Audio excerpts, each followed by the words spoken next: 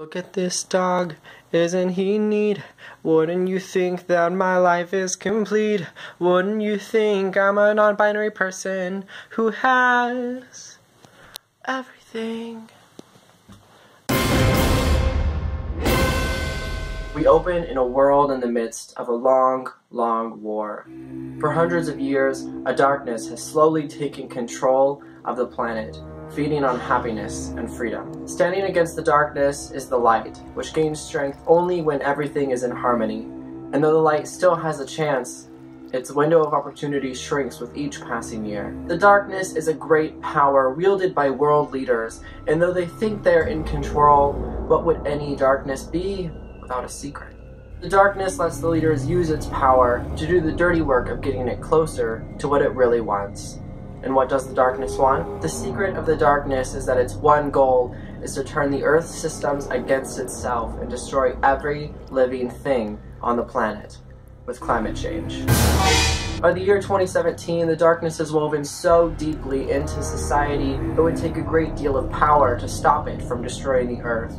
And though it's actually totally, completely possible, the sweet taste of power is too addicting for the leaders. The darkness has grown so large it can no longer be defeated in one fell swoop. Instead, victory is fought for in small battles across the land. The darkness, being strategic but entirely lacking in ethics, preys on already weak villages, taking the forms of giant animals and whispering lies and fake promises of a brighter future, as animal conjurings are known to do. Also rich white men. And thus, our story takes place in southern Oregon, where the people live peacefully amongst the rocky coasts and the sprawling rangelands and the world-famous forests. These people, we are a proud people who work the land all week and play in it all weekend. But over the years, the darkness has stolen a little bit of our Oregon spirit and left us wanting for more. All we wanted was to be happy and free, and we would seize any opportunity to make that happen. Enter the black snake of Jordan Cove. Our leaders in the oil industry at Jordan Cove knew that we needed more jobs for our people, so out of the darkness, they created the Pacific Connector gas pipeline, a giant black snake that promised 450 jobs over the next 3 years, but only 60 from then forward. And Jordan Cove thought we were so desperate that we'd welcome it into our land without question. But we are the wielders of light! Let's kick this off with some tea, shall we? The darkness won't just turn our own planet's systems against us with climate change, it also has a failsafe. The business plans of the oil leaders will never fully happen, because the impacts of climate change will come first, which means their businesses are overvalued. And inside the darkness is a sphere made of pure carbon. The carbon bubble. Once the false value of the fossil fuel industry collides with the impacts of climate change, the carbon bubble will burst, crumbling our entire economy as it tries to rapidly adjust to the real value of oil, which you may recall is woven into almost every part of our lives. Luckily, with just one strategy, we can stop the carbon bubble from bursting and slow down climate change. The darkness may promise jobs, but the light does too, and we don't even have to die for them. Right now, jobs in renewable energy are growing, while jobs in fossil fuels are shrinking. There's even a global race called the Renewables race, and China is beating the US by a lot. The US loves competitions though. Even better, the players in this race who would do fossil fuel jobs can easily be trained to do renewables because the work is similar. So as climate change slows down, we also change our trajectory by getting off fossil fuels while there's still time. Liquefied natural gas, or LNG, is the decompressed blood pumping through the Pacific Connector gas pipeline. Isn't natural gas basically clean though? LNG is half as bad as coal, but it's only 1/3 better than gasoline, which means it's still 2/3 bad, which means we hit the bubble at 2/3 as quick, but we still hit it. The first time the black snake of Jordan Cove came in 2009, we had our own leaders of light and FERC who held them at a standoff for 7 years until March of 2016, just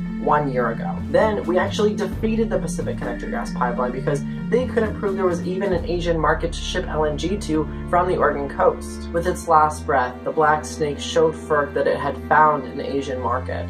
But then FERC was like, you still only got approval for 4.7% of the land that you need to cross, and you're 230 miles long. Plus, these people love their land, and they show up every single time we battle to actively fight you. Get a grip, girl! And with that, Jordan Cove was so shooketh it disappeared into thin air.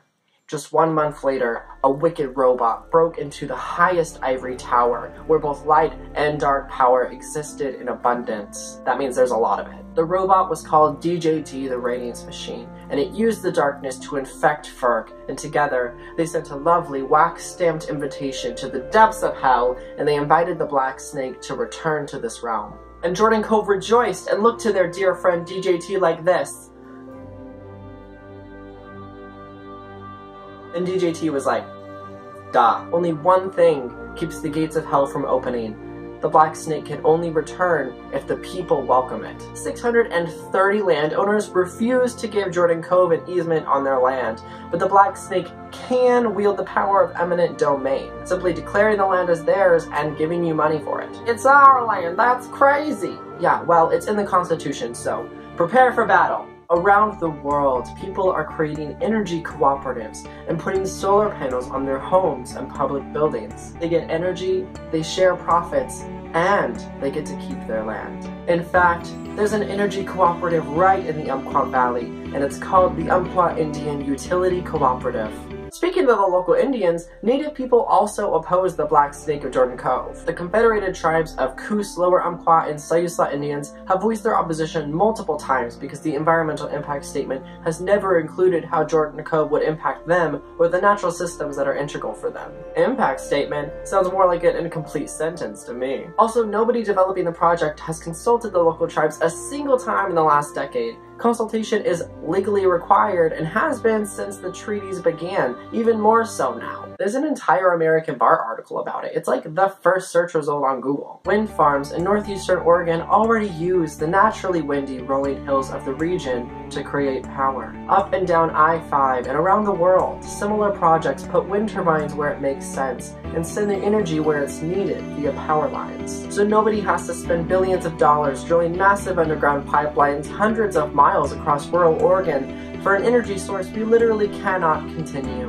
In case you entirely missed the point, this isn't just a story. The Black Snake of Jordan Cove waits at the gates of hell right now, defended only by you. Yes, you watching this right now. You, your family, your friends, your alcoholic neighbor, my middle school bullies, your bankers, your baristas, your teachers, your entire community is on the front lines right now. We don't want to give up our land. We don't want our environment messed with by anyone but us. We don't want our local tribes screwed over for the millionth time since colonization. But even against all that, the Jordan Cove pipeline might go through. We want jobs, but we don't have only one way to get them.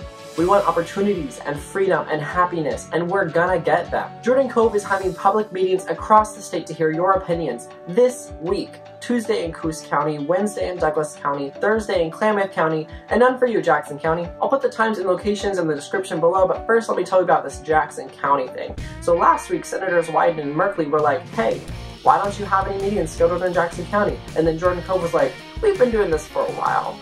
We know how they feel. Turns out every time they have an event in Jackson County, hundreds of people protest. And you know how people in Jackson County are. If I was an oil company on a hopeless mission, I wouldn't go back either. Back to the meetings, I know many of you can't make it. I mean, it's from 4 to 7, which gives you an hour, maybe 2 after you just worked all day. Luckily, you can submit your comments online at FERC.gov until July 10th. I'll even put the link in the description below so you can just go click it. It's super easy. What do you risk losing? Tell me in the comments below or at FERC.gov. I can't guarantee that even all of us commenting will stop Jordan Cove, but it's what we need to do right now. And once public comment closes on July 10th, trust that your neighbors, who are community organizers for this, will have the next fight planned out. Pay attention to your local news for upcoming details and subscribe to my YouTube as I bring you ongoing updates in the coming months. For sources and more background information, I've linked every site that I used in my research down in the description below. And if you have any questions,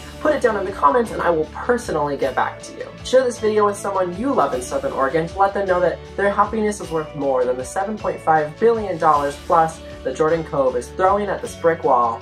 Dog licks? I've got 20. But somehow I want more. How do you feel about the Jordan Cove pipeline? Yeah, I know. Like, look away, roll your eyes. Yeah, same. Love ya, see ya, bye.